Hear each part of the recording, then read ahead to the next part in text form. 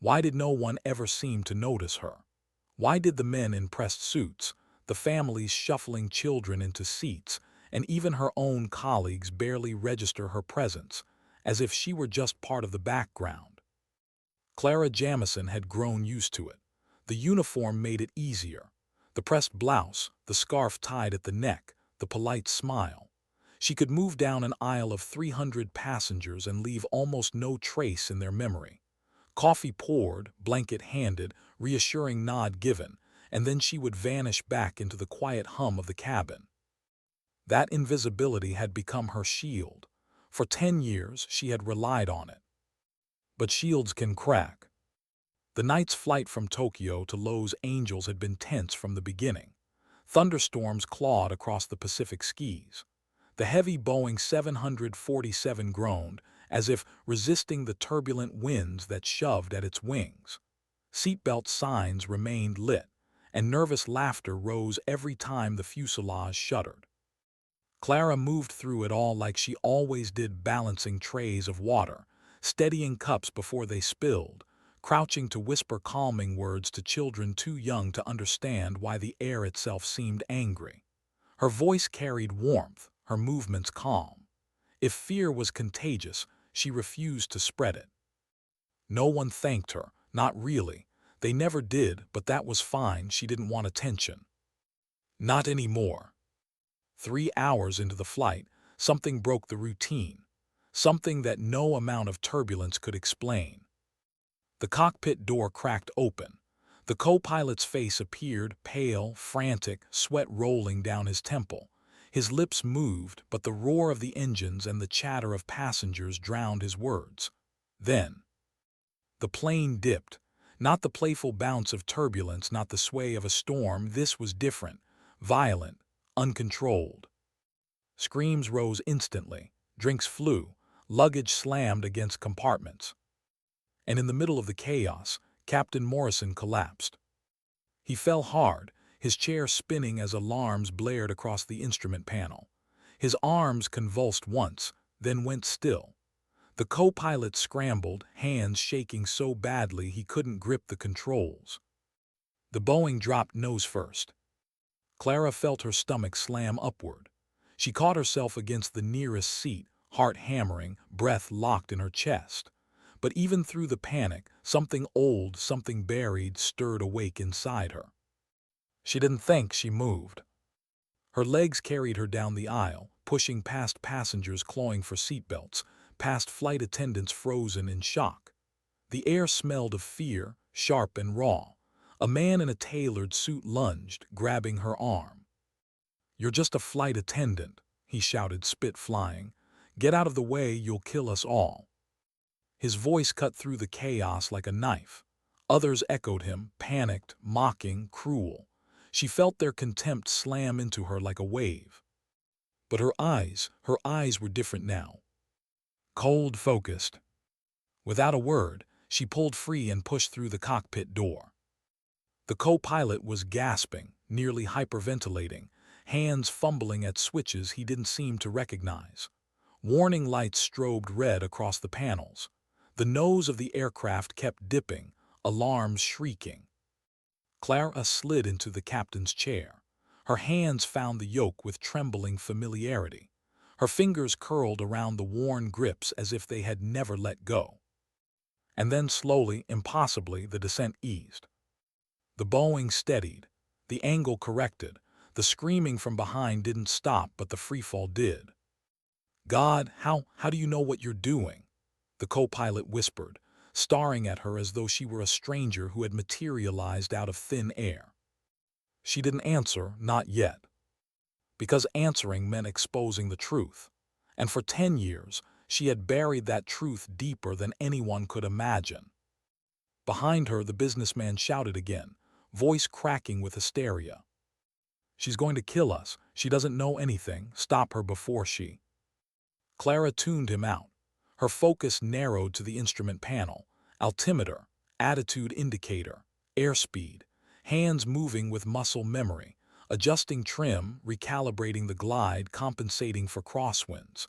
The cockpit became a world she knew, a rhythm she had once lived and breathed. Her jaw tightened. She wasn't just flying a plane, she was fighting herself. Because the voice in her head, the one she thought she'd silenced years ago, whispered something she could no longer ignore. Silent Hawk. Her old call sign. She had promised never to hear it again, never to let it define her again. But the controls felt like home, and home had a way of finding you. The descent had stopped, but the passengers didn't know that. Their panic still filled the cabin. Someone sobbed loudly, someone else prayed under their breath. Fear was loud, fear always was. But Clara's voice was quiet, almost too quiet. "We're not going to die today." The words weren't meant for them, they were meant for her. Then the radio crackled. A sharp, insistent voice cut through static. "Flight 271, identify. Who is controlling the aircraft? Confirm pilot identity immediately." Her throat closed. Her hand hovered over the mic. This was the moment she had avoided for a decade. The moment that would strip away everything she'd built, the anonymity, the invisibility, the quiet life of shadows. The co-pilot looked at her, pleading for guidance. The businessman kept shouting behind them. And Clara made a choice. She leaned forward, pressed the mic button, and whispered, "Call sign Silent Hawk." Silence. For 30 seconds the radio gave nothing back. No response. Just static, the kind that gnaws at nerves and stretches time into eternity. Then, Eagle Flight moving to intercept. Stand by for escort. Miles away, at Nellis Air Force Base, 4 F-22 Raptors tore into the night sky. Engines roared, afterburners lit the desert horizon like fire. Inside the cockpit, the co-pilot froze. His eyes widened, jaw slack. "Silent Hawk," he whispered. Behind them, the passengers fell quiet too, confusion muting their terror. Even the businessman's voice faltered. The name hung in the air like a ghost that everyone felt but no one understood. But in the back of the cabin, someone did understand. A veteran, Sergeant Rodriguez. His eyes narrowed, recognition flooding his expression. His voice was low, reverent, barely audible to the man seated beside him. "Silent Hawk, I know that call sign." His hands trembled as memory pulled him backward. A battlefield, a desperate radio call, and an Apache helicopter that appeared when all hope had been lost. A pilot who had flown with impossible precision, threading fire through chaos, saving men who should have died that day. And now, impossibly, she was here, serving coffee 1 hour, flying a commercial jet the next. The veterans exchanged glances, disbelief mixing with awe. Meanwhile, Clara's voice changed. No longer the soft-spoken tones of a service worker overlooked by everyone. Now it carried the calm authority of someone who had seen war, who had lived through fire, who had once commanded the sky. "Eagle Flight, this is Silent Hawk, requesting vector to nearest military airfield. We have medical emergency on board. Priority landing required." The reply came back almost instantly. "Silent Hawk, understood. Vectoring you to Nellis. It's good to hear your voice again." Her hands clenched around the yoke. Those words, "good to hear your voice again," stabbed deeper than she expected, because they reminded her of everything she had lost. And everything she had run from. For 10 years, Clara Jamieson had hidden behind invisibility. But now, with 300 souls depending on her, with fighter jets streaking into formation outside her window, the world was about to remember who Silent Hawk really was. And she had no idea if she was ready to face that truth. What did it mean for a name to come back from the dead? What weight did a call sign carry when it had been buried for a decade? The answer unfolded 37,000 feet above the desert, in a Boeing 747 filled with passengers who were just beginning to realize their quiet flight attendant was no ordinary woman. Outside, the night broke open. 4 F-22 Raptors cut across the sky, their sleek forms sliding into escort formation. Passengers pressed their faces against windows, eyes widening at the sight. Fighter jets, armed and menacing, weren't supposed to fly alongside commercial aircraft. Mothers whispered explanations they didn't believe themselves. Children pointed with awe. And in the cockpit, Clara Jamieson, Silent Hawk, sat perfectly still, eyes locked forward, every muscle taut with concentration. The co-pilot was whispering under his breath, as if repeating her call sign might summon sense to a situation that defied it. "Silent Hawk, you can't really be her." Clara didn't answer. Her gaze shifted between the horizon and the instrument panel, adjusting trim, making subtle corrections. Her body moved as if in conversation with the aircraft, tiny inputs, quick calculations, silent instincts. She could feel the plane, not as a machine of metal and fuel, but as something alive, massive yet responsive, waiting for her to guide it. The radio sparked again. "Silent Hawk, Eagle Flight Leader. We're on your left and right. You're clear to Nellie's. Priority airspace has been cleared." Her fingers brushed the transmit button. "Copy, Eagle Flight. Beginning descent in 10 minutes. Medical emergency on board. Prepare ground response." Her voice was calm, controlled, the same way it had been in other cockpits in other skis when lives depended on her steadiness.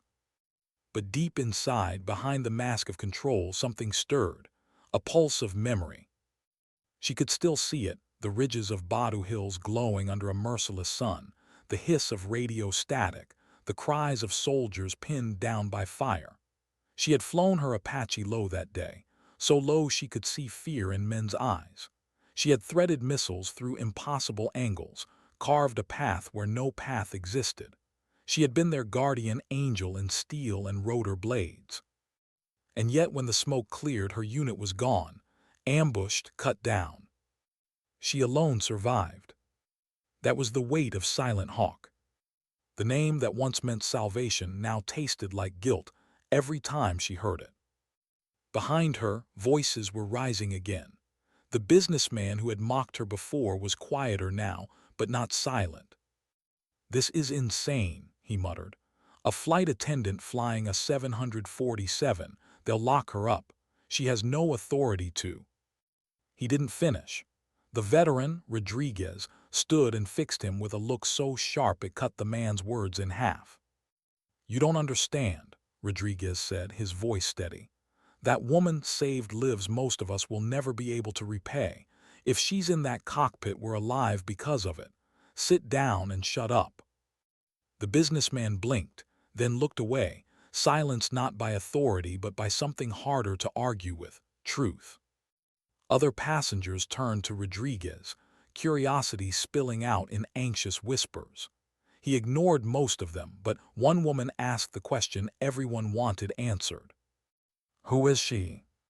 Rodriguez swallowed hard, his voice lowered, almost reverent. "Call sign Silent Hawk. She was the best, flew Apache like no one else could, saved my squad when we were surrounded, pinned down, no way out. We thought we were dead men until she came in low and carved fire through hell itself." The whispers rippled through the cabin. Incredulity gave way to awe. The same woman who had poured their coffee, who had smiled politely when they barely looked at her, she was a legend. And yet Clara didn't hear them, or maybe she refused to. Her eyes remained locked on the controls, her breathing even, her focus absolute. The descent began, smooth, measured, nothing like the violent drop from before. The co-pilot finally found his voice, breaking the silence between them. "How long has it been?" Clara didn't glance at him. 10 years, 3 months, 16 days. His breath caught. The precision of the answer stunned him. Not just the years, but the days. Every one of them counted, carried, measured like weight she couldn't put down. "You were counting," he whispered. Her grip tightened on the yoke. "I never stopped." The cockpit dimmed as the plane angled downward, city lights flickering faint in the distance. In the cabin, fear had shifted to something else. Reverence. a quiet recognition that the woman they had ignored had become the only thing keeping them alive. One child, no older than 7, pressed his hand to the window where an F-22 gleamed in the dark. "Mom, why are the fighter planes flying with us?" His mother glanced forward, her eyes catching Clara's figure through the half-open cockpit door. Her voice softened. "Because sometimes the people no one notices are the ones who save us." The words carried, and those who heard them felt their truth settle deep in their bones. The radio crackled again. "Silent Hawk, this is Eagle Leader. Your cleared priority landing at Nellie's. Fire and rescue teams are staged. Tower sends regards." There was a pause, a voice softer, quieter. "It's good to have you back." Clara closed her eyes for a fraction of a second. Just a fraction. Because letting the words land meant feeling the ache that had never healed. She opened them again, steel in her gaze. "Copy, beginning final approach." The co-pilot exhaled shakily. He looked at her, almost childlike in his awe. You don't want recognition for this, do you?" Her jaw flexed, she didn't answer, but the truth was already there, unspoken. Recognition was the last thing she wanted, because recognition meant remembering, and remembering meant pain. The aircraft began its final descent. On the ground at Nellie's Air Force Base, soldiers gathered along the runway. Fire trucks and ambulances lined up in gleaming red rows, lights already flashing. Airmen looked skyward, squinting at the faint outline of the 747 as it drew closer, escorted like royalty by 4 Raptors. In the control tower, Colonel Martinez stood tall, hands behind his back, eyes hard. He had known Clara once, had recommended her for promotion, had seen her disappear after Badu Hills. He had carried his own questions for a decade. Now those questions were about to land. The Boeing's wheels kissed the runway with the grace of muscle memory. A shudder, a roar of reverse thrust, a smooth deceleration that defied the panic of hours before. Clara's hands moved with precision. Every switch, every lever, executed without hesitation. And then silence. The engines powered down. The cabin held its breath. Then came the applause. It started with Rodriguez, sharp and sure, then spread like fire through the cabin. Passengers stood, clapping, crying, cheering through tears of exhaustion and relief. Some looked at Clara with shame for doubting her, others with gratitude they couldn't express in words. The businessman who had mocked her stumbled forward, his voice trembling. I owe you my life, I'm sorry, for everything I said." Clara turned, eyes hollow but steady. "You don't owe me anything. I did what needed to be done." Her voice carried no pride, only fatigue, only truth. Outside, the Raptors banked away, streaking into the night, their duty done, their legend confirmed. And inside, Clara Jamieson sat in silence, shoulders heavy, eyes distant. Because even after saving 300 strangers, one question remained, the same one she had asked herself every day for 10 years. Why had she survived when her friends hadn't? How many times can a life break before it stops trying to heal? How many years can guilt live inside someone before it becomes indistinguishable from the person themselves? Clara Jamieson didn't know the answer. But as the applause faded and the engines of the 747 cooled on the tarmac of Nellie's Air Force Base, she realized one thing: her anonymity was gone. She hadn't just landed a plane. She had called her own ghost back into existence. Silent Hawk was alive again. The cabin door opened, and the hot desert air poured inside. Emergency crews rushed aboard with equipment, focusing first on Captain Morrison's limp form. The man was still unconscious, medical teams quickly surrounding him, attaching monitors, inserting IV lines. Clara stood aside, watching with quiet intensity, her hands still faintly trembling though no one noticed. Passengers shuffled out slowly, still whispering her name. still sneaking glances over their shoulders at the quiet woman who had carried them through death's shadow. The businessman lingered, hesitating as if words were clawing their way up but finding no form. When Clara met his eyes, he simply lowered his head and walked out. Some apologies could never balance the scales. Only a few remained: crew members, Rodriguez, and Clara herself. Sarah, the head flight attendant, approached hesitantly. Her face was pale, her voice uncertain. 3 years we've worked together, she said quietly. And I never knew, you never said anything. Clara's expression didn't shift. Her answer came soft, almost like an echo. That was the point. Rodriguez stepped forward then, posture sharp, his military bearing impossible to hide. He didn't bother with small talk. His eyes carried the weight of recognition. You were in Badu Hills, he said. The words were not a question. Clara's jaw tightened. She said nothing, but the silence itself was confirmation. Rodriguez's breath caught. His voice dropped, filled with awe and something like grief. You saved my squad. We'd be dead without you. I never thought I'd see you again. Her gaze finally met his, steady but hollow. I wasn't the one worth remembering. Rodriguez shook his head almost angrily. Don't say that. You don't get to erase what you did just because it hurts. We all made it home because of you. You carried us out when nobody else could. The words cut at her because she could hear the gratitude behind them. But gratitude wasn't something she could accept. Not when faces of her unit still haunted her dreams, still called her name in the dark. Heroes don't survive alone, she thought. Heroes don't bury entire squadrons and then walk away. The base personnel gave her space as she disembarked. She could feel their eyes, the recognition whispering through their ranks. Some older veterans stiffened unconsciously, almost saluting before catching themselves. Younger airmen simply stared, realizing they were in the presence of a legend whose name had been spoken like myth in their training halls. Clara walked with measured steps, the desert air harsh against her skin, toward the base operations building. Colonel Martinez was waiting. The years had added lines to his face, but his eyes remained the same, sharp, steady, commanding. He had once signed off on her promotion packet. He had once read her request for immediate discharge after Badu Hills. He had carried her absence like a scar.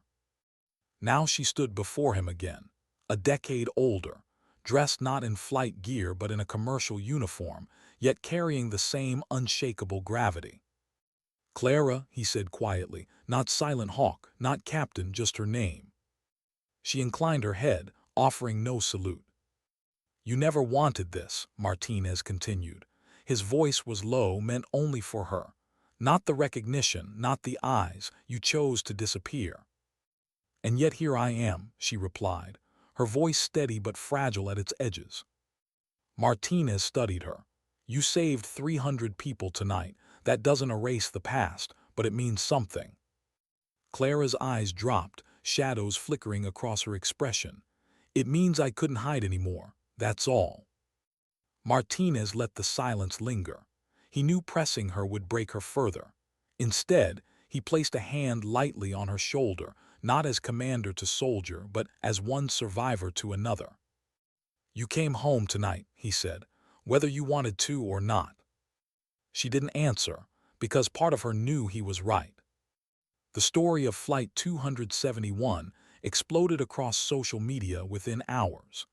Passengers uploaded shaky phone videos of fighter jets glinting in the dark, of applause breaking out inside the cabin, of Clara sitting silently in the cockpit doorway as medics carried the captain away. The name Silent Hawk surged through hashtags, forums, news feeds. Journalists scrambled to piece together fragments of her military record, finding only redacted files and whispers of classified operations. The Department of Defense refused comment. But within military circles, the story spread like wildfire. Photos of her in flight gear resurfaced, a younger woman standing beside an Apache helicopter, brown hair tied low, eyes already carrying the same quiet fire. Instructors at flight schools debated her crisis management skills. Pilots in squadrons whispered that she had returned. Veterans lifted her name like a banner of resilience. And Clara went back to work. She donned the same uniform, smoothed her scarf, pinned her hair low, boarded flights where no one expected their safety net to be a legend in hiding. But something had changed. Passengers noticed her now. Nervous flyers relaxed when she greeted them. Veterans looked at her with unspoken respect. Even her colleagues began moving differently around her, not with fear but with newfound understanding. Yet Clara herself remained unchanged in routine. She poured coffee, checked seat belts, comforted frightened children. Only her eyes betrayed the difference, sharper now, watchful in a way that said she would never again let fear undo her purpose. On one flight, turbulence rocked the aircraft. People clutched armrests, knuckles white, but an elderly veteran sitting mid-cabin leaned back calm. "We're flying with Silent Hawk," he told his seatmate. "If anything goes wrong, we're in the best hands possible." The turbulence passed, the fear subsided, and Clara continued her work, silent as ever. Still, the shadows of Badu Hills followed her. She woke some nights in sweat, hearing the cries of her squad, seeing the flash of the ambush, feeling the helicopter shudder as rounds ripped through metal. She had survived, but survival was not victory. One evening, Sarah found her alone in the galley after passengers had deplaned. "Does it feel strange?" Sarah asked, "having people finally see you?" Clara paused, then shook her head. "I'm the same person I always was. I just stopped hiding." Her words were true but incomplete, because hiding had been more than anonymity. It had been punishment. And punishment, she knew, was not the same as peace. Weeks later, Clara found herself on a routine flight to Denver. A little girl clutched her arm during boarding, eyes wide with fear. "I'm scared," the girl whispered. Clara knelt, her voice gentle. "What's your name?" "Emma." "Emma," Clara said softly, "do you want to know a secret? I used to fly in skis much scarier than this, and I always brought everyone home." The child blinked. "Really?" "Really," Clara smiled. "And today will be no different. You'll get home safe, I promise." Emma's grip loosened. Her eyes softened with trust. And Clara realized, in that moment, that perhaps her greatest legacy would not be measured in medals or missions, but in the quiet assurance she could give to those who needed it most. The applause on Flight 271 had faded. The headlines would pass. But a frightened child, comforted into courage, that was the kind of victory that might finally heal something broken inside her. Because Silent Hawk was more than a call sign. It was more than guilt, more than survival, more than a story told in hushed tones. It was proof that sometimes, the people who walk quietly among us carry strength loud enough to hold the sky. Why do some people disappear when the world needs them most? And why do some return only when they can no longer hide? Clara Jamieson hadn't planned to come back. Not to the sky, not to the name, not to the call sign Silent Hawk. She had built a new life defined by invisibility, a quiet role, a uniform that let her blend into the background, a rhythm that required nothing more than polite smiles and efficient movements. But when 300 lives hung in the balance, she hadn't been given a choice. Her secret had cracked open, and now the whole world was trying to peer inside. The applause from Flight 271 was still ringing in her ears weeks later. The headlines had faded, but the whispers had not. Silent Hawk had returned, the stories said, a ghost from classified battlefields now walking among civilians. And Clara could feel eyes wherever she went. Not just passengers' eyes, not just colleagues, but the eyes of those who remembered, veterans who tilted their heads in quiet recognition, pilots who asked questions in tones both reverent and curious, instructors who studied her choices in simulators and lectured cadets about what she had done at 37,000 feet. The world wanted Silent Hawk, But Clara wanted nothing more than to be Clara again. Yet she could not ignore what her presence had become. On a flight to Chicago, storm winds slammed the aircraft, rattling passengers into tense silence. The cabin lights flickered, drinks splashed, children whimpered.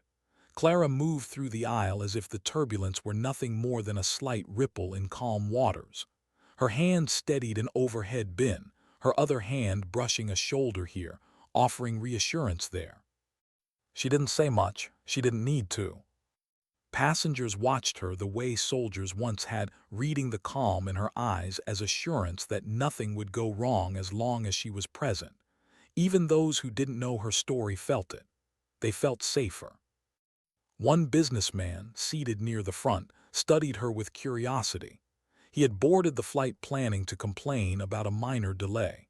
But now he found himself silent, watching the way she scanned the cabin like she was conducting a mission, not a service round. "She's still in combat mode," he muttered to himself, "still protecting." And he realized with quiet shame how little he had noticed before. But Clara noticed everything, always. Every loose latch, every trembling passenger, every shift in the air that others dismissed as nothing. Because once you've flown through fire, you never unlearn the habit of scanning for threats. She carried it silently, the way others might carry scars. And sometimes she wondered if that was all she was now, a scar walking in uniform. Colonel Martinez didn't see her that way. Weeks after Flight 271, he requested a private meeting. She hadn't wanted to go. She had resisted, delayed, avoided. But eventually she agreed. They met in a quiet office at Nellie's, the desert sun slanting through blinds. "You saved lives again," he began, folding his hands on the desk. "That doesn't surprise me." Clara's expression was unreadable. "It doesn't change the past." "No," Martinez admitted, "but it changes the present." She didn't respond. He leaned forward, his voice softening. "Do you know how many young pilots are talking about you? How many are asking to study your crisis management, your composure, your precision? They see you as something to aspire to." "I never wanted to be an example," Clara said flatly. "That's what makes you one," Martinez countered. Silence stretched between them. Finally, Clara exhaled. "I wasn't supposed to live that day. They all died. My unit, my friends. And I've been carrying that every day since. I can't stand here and let people call me a hero when the people worth remembering never came home." Her voice cracked for the first time, the sound brittle, raw. Martinez didn't flinch. He simply let her words rest in the air. "Clara," he said after a pause, "heroes don't feel like heroes. They feel like survivors. And survivors always question why. But maybe the answer isn't about you at all. Maybe it's about what you give others by still being here." Her throat tightened. She looked away. Because deep down she feared he was right. Clara continued working flights. Routine, she reminded herself. Routine was safe. Routine didn't require her to face the ghosts. But passengers no longer saw her as routine. Some booked flights specifically to be near her. Veterans who had once heard her call sign whispered in desperate radio chatter now walked onto her aircraft just to nod in quiet respect. Nervous flyers searched seat maps to find flights she was scheduled on, knowing her presence was enough to steady their fear. She didn't embrace it, she didn't reject it, she simply carried it. And it was heavy. One night she sat in a hotel room after a long flight, staring at the faint reflection of herself in the window. The city lights blurred against the glass. She thought of Emma, the little girl she had comforted. She thought of Rodriguez, who had looked at her with awe she couldn't accept. She thought of the co-pilot, whose shaking hands had stilled only because hers had been steady. And she thought of the ones who would never board another plane, the ones who had been her family once, long ago. Her reflection stared back, tired and worn, not Silent Hawk, not a legend, just a woman who had been invisible for too long, carrying the weight of being visible again. Her chest ached with the contradiction. She wanted to be unseen. She wanted to be remembered. She wanted both. She wanted neither. And the truth was, she didn't know how to live between them. The next morning, boarding began for a flight to Dallas. A young pilot, barely out of training, lingered by the gate. He looked nervous, clutching a duffel bag. When he spotted Clara, his eyes widened. "Are you Silent Hawk?" he asked quietly. Clara froze. For a moment she considered denying it, pretending as she had for years. But the truth had already been spoken in radios and headlines. There was no hiding anymore. She gave a small nod. The young pilot swallowed hard. I wanted to say thank you for everything, for showing us what it means to stay calm when everything falls apart. I don't know if I'll ever be that steady." Clara studied him. He was so young. His eyes carried both fear and hope. "You don't conquer fear," she said softly. "You use it. It keeps you sharp. It keeps people alive. Don't try to erase it. Learn to fly with it." His shoulders eased. He nodded, gratitude shining in his face. And Clara realized, maybe for the first time, that her survival could mean something more than guilt.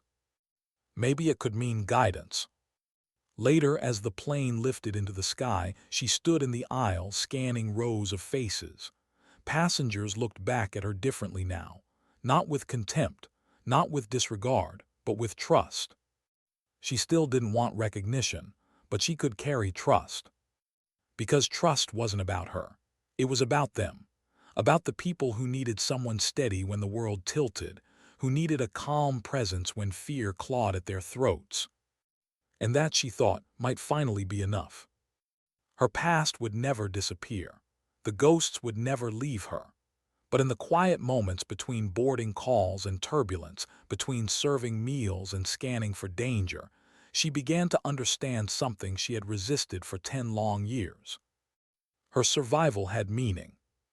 Not in medals, not in headlines, but in the lives that moved forward because she had stayed steady.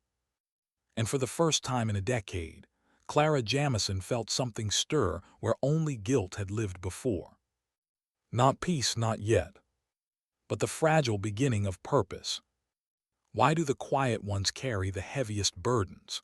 And why, when they finally reveal themselves, does the world look at them as if they've been reborn? Clara Jamieson hadn't been reborn. She had simply stopped hiding, but the world refused to see it that way. Weeks after Flight 271, her presence in the skis had become something unspoken yet undeniable. Passengers who once ignored her now leaned toward her with gratitude in their eyes. Colleagues who had dismissed her as shadow hostess now deferred to her calm authority. And veterans, men and women who had once fought in the dirt and fire of faraway battlefields, booked flights they didn't need to take, just for the chance to sit quietly on an aircraft where Silent Hawk walked the aisle. She hadn't asked for it, she hadn't wanted it, but she carried it anyway. Because carrying weight was what she did. On a late evening flight to Denver, the cabin lights glowed soft, the hum of engines steady. Clara moved down the aisle with the same quiet grace she had always carried, but tonight she felt the shift more clearly than ever. Passengers watched her, not with suspicion, not with disdain, but with a trust so heavy it nearly bent her shoulders. A little boy reached out as she passed, tugging at her sleeve. His eyes were wide, curious. "Are you really the pilot who saved those soldiers?" he asked in a voice barely above a whisper. Clara froze. She looked at the boy, then at his mother, who gave an embarrassed shrug. "I'm sorry," the woman said softly. "He heard the story from his uncle. He's been asking about you ever since." Clara crouched, her knees creaking slightly as she lowered herself to the child's level. Her voice was gentle, her eyes steady. "I was just someone who did what needed to be done," she told him. "The real heroes were the ones who never came home." The boy frowned, trying to make sense of it. Then he nodded solemnly, as if he understood more than she expected. When she stood again, her chest felt heavier, not because of the question, but because of the answer she hadn't given. The truth was, She didn't know if she believed her own words anymore. After landing, she retreated to the solitude of her hotel room. The silence pressed in. She sat at the small desk, staring at her hands. They still remembered the feel of the Apache's controls. They still remembered the night she had flown through fire, carrying men to safety, then returning to find her squadron gone. She pressed her palms against her eyes as if darkness could erase memory. But memory had claws. It didn't let go. Every day she asked herself the same question. Why me? Why was I the one who lived? No answer came, only silence. Back in the air, the questions kept finding her. On one flight, a nervous young pilot recognized her immediately. He lingered by the galley as passengers boarded, his uniform crisp, his posture betraying nerves. "I just wanted to ask," he said awkwardly, "how do you stay calm when everything's falling apart?" Clara studied him. He was barely older than Emma, the child she had once comforted. "You don't stay calm," she said softly. "You feel everything. The fear, the pressure, the responsibility. You let it sharpen you instead of break you. Fear isn't the enemy. It's the reminder of what's at stake." The young man nodded slowly, his expression shifting as if the weight of her words had sunk into him. "Thank you," he whispered. Clara turned away, resuming her duties, but inside something stirred. For the first time in years, she had given her experience to someone else, not in combat, not in crisis, but in the quiet in-between. And maybe that was what survival was supposed to mean. News outlets tried again and again to bring her into the spotlight. Requests for interviews filled her inbox. Documentary producers wanted her story. Authors begged to write her biography. She refused them all. Not out of pride, not out of secrecy, but because she knew the truth. The story people wanted wasn't hers. The story belonged to the men and women who hadn't come home, the ones whose names were etched on walls, not whispered on radios. She wouldn't let the world turn her survival into spectacle. She chose instead to keep walking the aisles, to keep pouring coffee, to keep scanning cabins with quiet vigilance. It wasn't glory, but it was enough. Passengers didn't always understand. Some still whispered in awe, trying to catch her eye. Others asked questions she deflected with polite smiles. A few tried to thank her outright, their voices trembling with sincerity. Her response was always the same. "You don't owe me anything." Because in her heart, she still believed it. One day, as she prepared for boarding in Lowe's Angels, she saw a familiar face in the crowd. Emma, older now, taller, carrying a backpack in the awkward confidence of a teenager. Clara's breath caught. Emma approached shyly, clutching her ticket. "You probably don't remember me," she said softly. "But when I was little, I was scared of flying. And you told me you used to fly scarier missions and that you always brought everyone home." Clara's chest tightened. She remembered. "I remember," she said gently. Emma's eyes brightened. "I just wanted to tell you I'm studying to be a pilot now. Because of you. Because I want to make people feel safe the way you made me feel." Clara's throat closed. For a long moment she couldn't find words. Finally she smiled, eyes glistening. "That's the best reason I've ever heard to fly." Emma grinned, then moved toward the boarding gate. Clara stood frozen, heart pounding, realization dawning. Her greatest victory had not been in combat, not in medals, not in breaking radio silence over Nevada skis. Her greatest victory was here, in a young girl choosing purpose over fear because Clara had once knelt beside her seat and offered a promise. And in that moment, Clara understood something she had resisted for years. Her survival wasn't a curse. It was a gift. Not for her, but for those who needed someone to light the path. That night, as she lay in her hotel bed, she whispered to the darkness, "Maybe I was meant to live not for me, but for them." The silence didn't answer, but for the first time in a decade, it didn't feel like condemnation. It felt like acceptance. Clara Jamieson still walked quietly through airports, still wore the same uniform, still poured coffee and handed out blankets with unassuming grace. But something had shifted. Passengers no longer saw a shadow, they saw a presence. And Clara at last began to see it too. Because Silent Hawk wasn't just a ghost of who she had been. It was proof that dignity doesn't always speak. Sometimes it simply acts. And in her silence, Clara had become louder than she ever intended to be. What happens when someone the world calls a hero insists she isn't one? What happens when survival itself feels like a burden heavier than combat? Clara Jamieson lived inside that paradox every day. Silent Hawk, the name that had once belonged to a legend, now walked among passengers who saw her as both invisible and unforgettable. And she didn't know how to live with either. The weeks turned into months. News of Flight 271 faded from headlines but not from memory.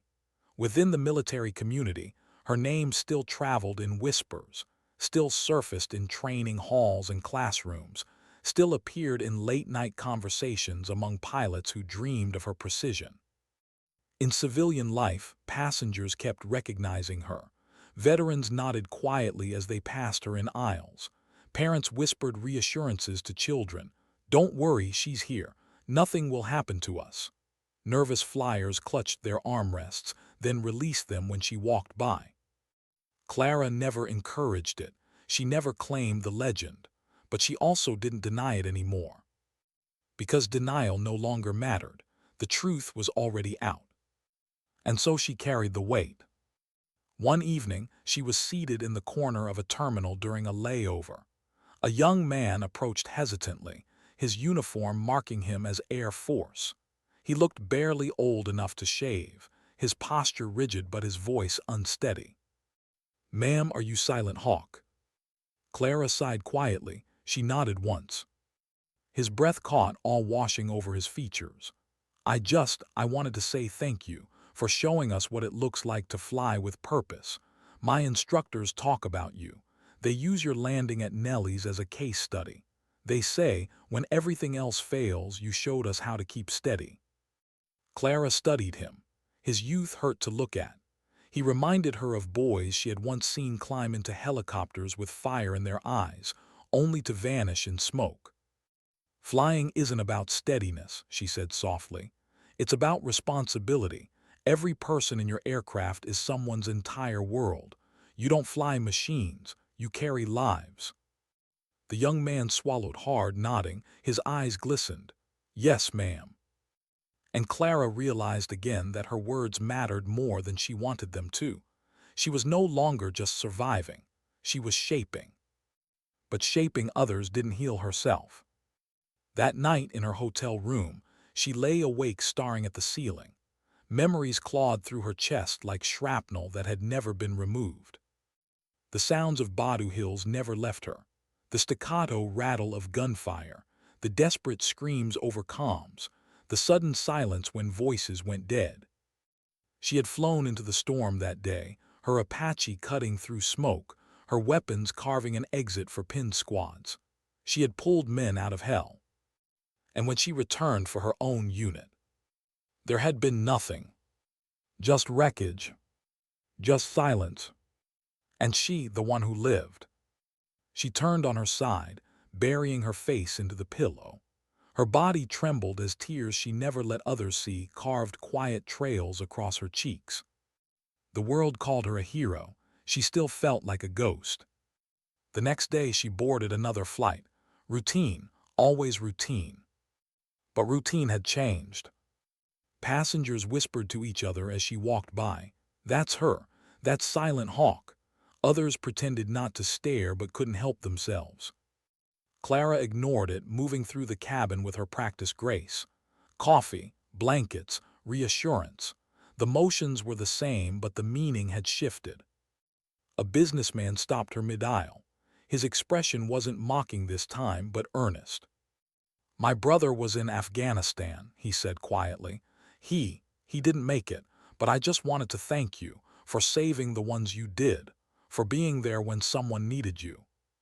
Clara's throat tightened. She offered only a small nod before moving on.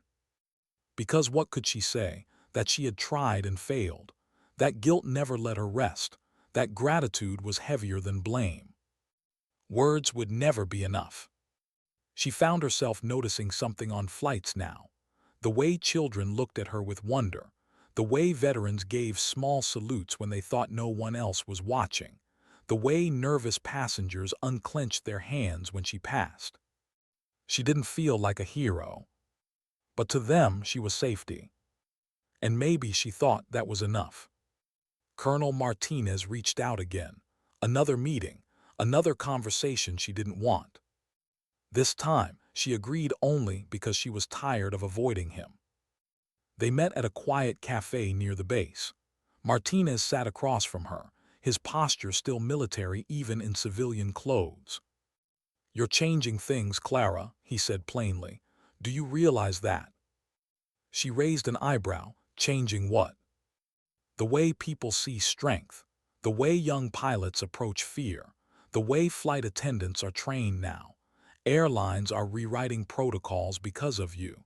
They're giving crews more authority in emergencies, training them to act instead of wait. Do you understand what you've started? Clara shook her head slowly. "I didn't start anything. I just did what had to be done." Martinez leaned closer. His voice dropped, carrying weight. "That's what leadership is, doing what has to be done so others learn they can too." Clara looked away, her jaw tightening. She didn't want to hear it, but part of her knew he was right. Months later, she boarded a flight to Houston. Routine again, always routine. Until a medical emergency broke out mid-flight. A passenger collapsed in the aisle, pale, gasping. Flight attendants scrambled, panic rising. Clara knelt, her movements calm, efficient. Not a flicker of hesitation. Oxygen mask, chest compressions. Instructions to colleagues in a voice so steady it silenced the chaos. The passenger stabilized. The crisis passed. When Clara stood, she found every eye in the cabin on her. They weren't looking at a flight attendant. They were looking at Silent Hawk. And for once, she didn't push it away. She simply gave a small nod as if to say, "Yes, I am who you think I am, but I'm also just here to keep you safe." And the passengers understood. That night, as she sat alone, she realized something she had been resisting for years. She had spent a decade punishing herself for surviving, but maybe survival wasn't punishment. Maybe it was assignment. An assignment to protect, to guide, to steady. She would never call herself a hero. She would never seek recognition. But she could live with being a guardian. And guardians didn't need glory. They just needed purpose. Clara Jamieson wasn't Silent Hawk anymore, not in the way the military remembered. But she wasn't just a shadow hostess either. She was something in between. Something the world needed more than legends or invisibility. She was proof that sometimes the quietest presence in the room carries the loudest strength. And for the first time, she began to believe that was enough. What if the greatest battles are not fought in skis or deserts, but inside the silence of our own hearts? What if survival itself becomes the war? Clara Jamieson lived inside that war every day. To the world, she was now Silent Hawk reborn, the forgotten combat pilot who had returned in the most unlikely of places, a passenger aircraft. To passengers, she was safety embodied. To young pilots, she was an example whispered about in classrooms. To veterans, she was proof that legends could still walk quietly among them. But to herself, she was still just a woman trying to forgive her own survival. 2 years passed. Clara never granted interviews, never accepted invitations to speak, never allowed herself to be turned into a story she couldn't control. She chose, instead, the same quiet uniform, the same quiet service. Yet everywhere she went, people remembered. Airlines began requesting her presence on specific routes, not as spectacle but as assurance. Nervous flyers who once dreaded air travel requested flights she worked. Veterans boarded just to sit in her cabin, nodding silently as if being near her closed old wounds. And her colleagues, once dismissive, now walked with quiet respect in her shadow. She had not asked for it, but she had become something more than a flight attendant. She had become a guardian. Still, the nights were hard. She would lie in hotel rooms across the world, listening to the faint hum of air conditioners, staring at ceilings that all looked the same. And in the darkness, the ghosts returned. Badu Hills, her Apache slicing through smoke, the urgent calls for air support, the heat of explosions against her windshield. The moment she turned back to find her unit gone. The silence that followed. She whispered to herself in the dark, "I should have been there. I should have died with them."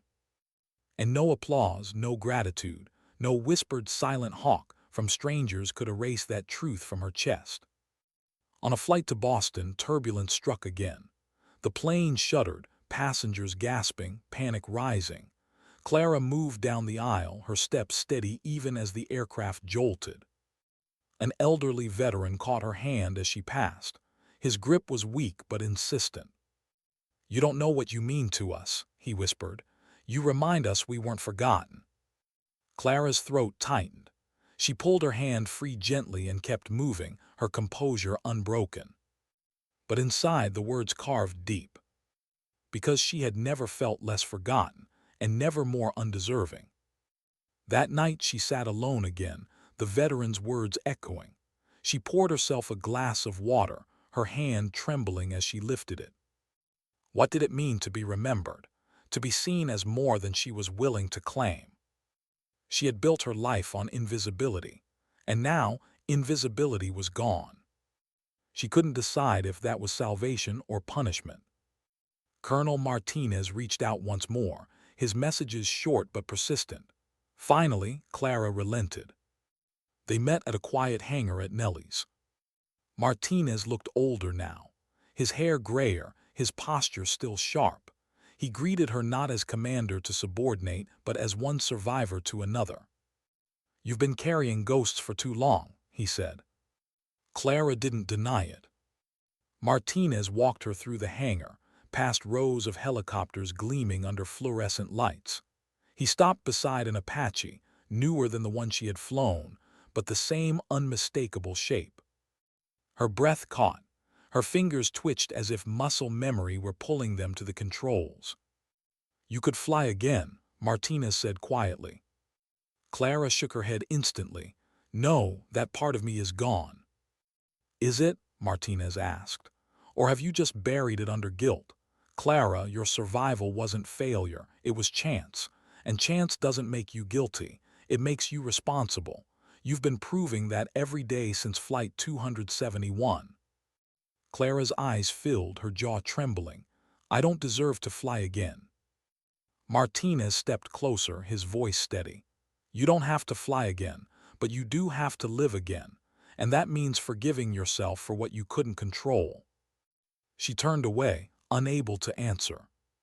Because forgiveness was the one thing she had never allowed herself. Weeks later, during boarding for a routine flight, Clara heard a voice that made her pause. "Miss Jamieson." She turned. Emma stood there, no longer a little girl, but a young woman in uniform, pilot's wings pinned to her chest. Clara's eyes widened. "You did it," she whispered. Emma smiled nervously. "I'm flying now, training to be a commercial captain. I just wanted you to know it's because of you. You made me believe fear could become purpose, and now when I fly I carry that with me." Clara's chest ached, her eyes burned. "Emma," she said softly, "I don't know if I've ever heard better news." Emma nodded, then hesitated. "Can I ask you something? Do you ever stop hearing the voices, the doubts?" Clara closed her eyes. When she opened them, her voice was quiet but certain. "No, you don't stop hearing them. But one day you realize they're not chains. They're reminders. They remind you of the lives you carry, the weight of the responsibility. and they remind you that you're strong enough to keep flying anyway. Emma's eyes filled with tears. She nodded, then hugged Clara briefly before boarding. Clara stood frozen, overcome by a realization that shook her deeper than any turbulence ever could. Her survival had created ripples she never intended, ripples that had carried forward into lives like Emma's, ripples that turned fear into courage. And maybe that was the answer she had been searching for all along. That night, alone in her room, Clara sat by the window, staring at the lights of the city below. For years she had asked, "Why me?" For years the silence had answered nothing. But now the silence felt different. It felt like understanding. Because maybe survival wasn't about deserving. Maybe it was about what you did with the time you were given. And Clara Jamieson, Silent Hawk, finally began to believe she was doing something worthy of the chance she had been given. Not by flying combat missions, not by earning medals, but by inspiring those who would fly after her. By being a steady presence when fear threatened to consume others. By carrying lives as carefully as she carried her own guilt. And by showing that dignity didn't need to speak loudly to be heard. Sometimes dignity simply acted. And in that quiet action, it changed everything. What happens when silence becomes strength?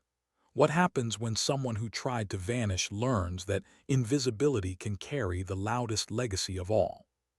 Clara Jamieson never set out to be remembered. She never wanted to hear her call sign again. She never wanted the weight of legend pressed against her chest like armor she hadn't asked to wear. And yet somehow she had become exactly that.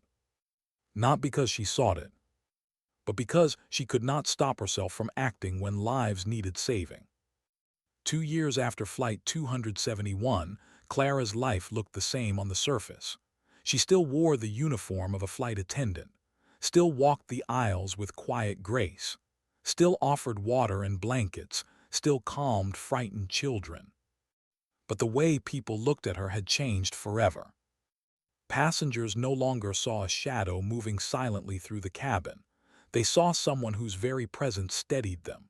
Nervous flyers visibly relaxed when she smiled. Veterans nodded silently in respect. Even children who didn't know her story seemed drawn to her calm, as if sensing safety radiating from her. She hadn't chosen it, she hadn't asked for it, but she accepted it. Because to refuse would mean denying the one thing she had finally begun to believe, that her survival had meaning. On a flight bound for Seattle, a man stopped her mid-aisle. His voice trembled as he spoke. "My daughter, she was on Flight 271. She told me how you saved her life. She said you're the reason she believes people like me, veterans, didn't serve in vain.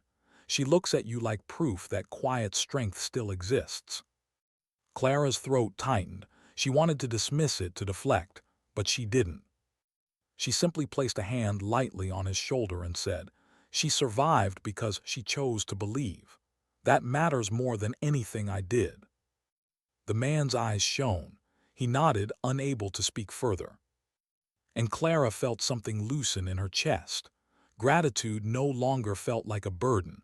It felt like connection. But the ghosts never left entirely. At night, she still woke to echoes of gunfire. She still saw flashes of Badu Hills when she closed her eyes. She still remembered the silence when her squadron was gone. Only now, the silence no longer crushed her. It reminded her that she had lived. And that living came with responsibility. Not to erase the past, not to forget it, but to honor it. Her colleagues noticed the change too. Sarah, who had once called her shadow hostess, now watched her with quiet admiration. "You carry yourself differently now," Sarah remarked one evening. Clara smiled faintly. "No, I've always carried myself this way, you just see it now." Sarah tilted her head. "And why do you think that is?" Clara's eyes softened. "Because I stopped hiding from myself." The answer lingered in the galley, long after she returned to her duties. One day, boarding for a flight to Chicago, Clara heard a familiar laugh.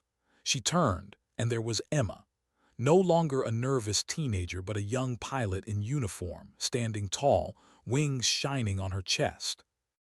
Emma rushed forward, eyes bright. "I made captain," she said, breathless with pride. "I wanted you to be the first to know. You're the reason I started, and now I'm here because of you." Clara's eyes burned with unshed tears. "You did this, Emma, not me." Emma shook her head firmly. "No, you showed me fear doesn't have to break us. That survival can be purpose. I'll carry that forever." She hugged Clara tightly. Clara hugged back, her arms trembling as years of guilt eased just slightly more. When Emma walked away, Clara realized something profound. Her greatest victory had never been flying into combat. It had never been saving squads pinned down or escorting planes to safety. Her greatest victory was here, in the lives she had touched, the courage she had awakened, the quiet ripples her survival had created. The aviation world never forgot her. Flight schools taught her story as a lesson in crisis management and responsibility. Fighter squadrons studied her radio calls, her composure under pressure. Young pilots quoted her words about carrying lives, not machines. But Clara never leaned into it. She declined interviews, turned down offers, refused to let her story be commercialized. She chose instead to remain in the background, serving quietly, protecting silently. Because she didn't need the world to know her name. She only needed to know she had done her duty. One evening, after a long flight, Clara sat alone in her hotel room. The window looked out over a city glittering with lights. She held a letter in her hand, one she had carried for months but never opened. It was from a soldier's widow. Her husband had been one of the men saved by Silent Hawk at Badu Hills. He had written letters home about the mysterious pilot who had kept him alive when all hope seemed gone. The widow's words were simple. "You saved him that day, and because of that he came home. He gave me years I wouldn't have had. He gave our children a father. Thank you." Clara pressed the letter to her chest, tears streaming silently. For the first time in years, the gratitude didn't feel like chains. It felt like release. The next morning, she walked through the airport terminal in uniform, blending once again into the crowd. But she carried herself differently now, not as someone hiding, not as someone burdened, but as someone at peace with the weight she carried. Passengers boarded, unaware that the quiet woman greeting them had once been a name whispered in awe on battlefields. Some recognized her, nodding respectfully. Others simply felt calmer without knowing why. And Clara Jamieson, Silent Hawk, accepted both. She didn't need to be remembered by all. She only needed to keep showing up. To keep being steady when others trembled. To keep reminding the world that sometimes the most extraordinary strength hides inside the most ordinary appearances. As the plane lifted into the sky, she looked out the window at the fading lights below. The engines hummed steady. The passengers behind her settled into their seats. Clara closed her eyes, exhaled, and finally, let go of the question she had carried for a decade. Why me? The answer had come, not in medals or recognition, but in the lives she had steadied, the courage she had inspired, the ripples she had created. She survived so that others could believe. She survived so that fear could turn into strength. She survived so that silence itself could speak. And in that silence she found dignity. Because sometimes dignity doesn't speak. It simply acts.